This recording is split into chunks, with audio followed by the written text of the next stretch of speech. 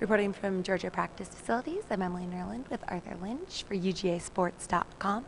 Arthur, you've come from Dartmouth, Mass. To the South. You've been here a few years now.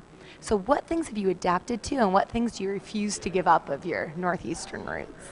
I think you got to adapt to a lot of things, whether it be the weather, just the people, the traditions, the customs down here. But I mean, definitely for me, it's just one of those things wherever you go, that's a new place. You meet new people, and you kind of enjoy your time there. And so far, it's definitely been a blessing to have the opportunity to come down here and play football and go to school here. So it was a hard adjustment, but as time went by, it became easier and easier. But there's a few things I try to not give up. And it's just my love for my hometown teams. Obviously, I have a big pride in where I'm from, big pride in Massachusetts, and I try never to give that up. And I'll never say y'all as a habit. I make fun of people when I try to put on a Southern accent, but I never try to give up where I come from. That's for sure. Do you have anything to say to you about the Sox? Yeah, I mean, we had a rough stretch the past month, really, but I try to not dwell on it. We got the Patriots and the Bruins and the Celtics. We have a good amount of teams, but it was a struggle to see the Red Sox fail like that. But it's one thing I'll live with. So, like a true Northeasterner, you're right up in the middle of it, the start of Saturday's game on the G, kind of getting in with Mississippi State. What was happening in that kind of scrabble at the start? Like one thing in high school, I never felt I was never appreciative of is people who just disrespect myself, my teammates, and when I say my teammates, I really do say my family. I think when you come and you play football, you play a sport like football, I think the bond between you and your teammates is unlike anything else. I really think it's a family atmosphere, especially here at Georgia, but really anywhere. And in high school, that's one thing I always did as a team leader, and me and my other friends who were teammates. We just never really we never took anything from anybody else. And I think for them to come on our field and have already been in the press talking negatively about us and our team, I think it was one of those things for them to come on our field, do that in the pregame warm-ups, and then come in the G. It was just one of those things that if that doesn't get you riled up, then if that doesn't get your blood flowing, then you obviously don't have the same passion as you should to play the game of football. And that was like I said, that was the most I've been ready. That was the most ready I've been wanting to play in a long time. I just really couldn't. My emotions got the best of me, but I was definitely excited to play the game. You're talking about bonds. One tight bond you have is in the tight end core. So you know them probably better than anyone else. If you were to pick each tight end individually and compare them to a superhero, which superhero would they be and why? Austin would definitely be a juggernaut just because he's so strong, and he just always he's whatever he's thinking right then and there he's doing. He never is the decision making progress it's just not there. It's just he just always if he's going to do something, he's going to do it, which I respect for him. He's got a short memory, and he's able to just be a brutal, just strong individual, and I feel like that would be a juggernaut. Aaron's a different guy. He's a real lanky guy, real fast, real smart. So I don't know. Donatello maybe that's one. I don't know the name of this guy, but the dude who's able to be really stretchy. Okay. I don't know his name and get through small places really long. I'd probably compare Aaron and Jay would be tough because I haven't really Jay I haven't had a lot of time to spend time with him. So I think that's one. The jury's still out on him, but I think he has a few qualities that could give him a few solid superheroes. I just don't know just yet. What about yourself? Myself, I don't know.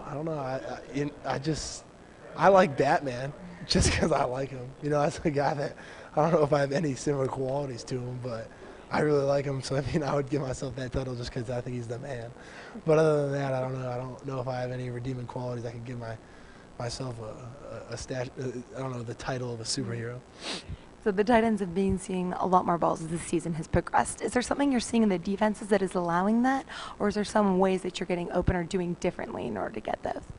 Well, I think the Coach Lilly has done a great job of coaching us. No matter what the coverage is or no matter what the situation is, to get out off the line of scrimmage and really be able to get open. I think for us, the defense has been aware of us ever since last year. I think, and even the year before that, we've had success. I think people really need to take notice of us and I think they've try to figure out ways to stop us. But in reality, you only pay so much attention to a tight end.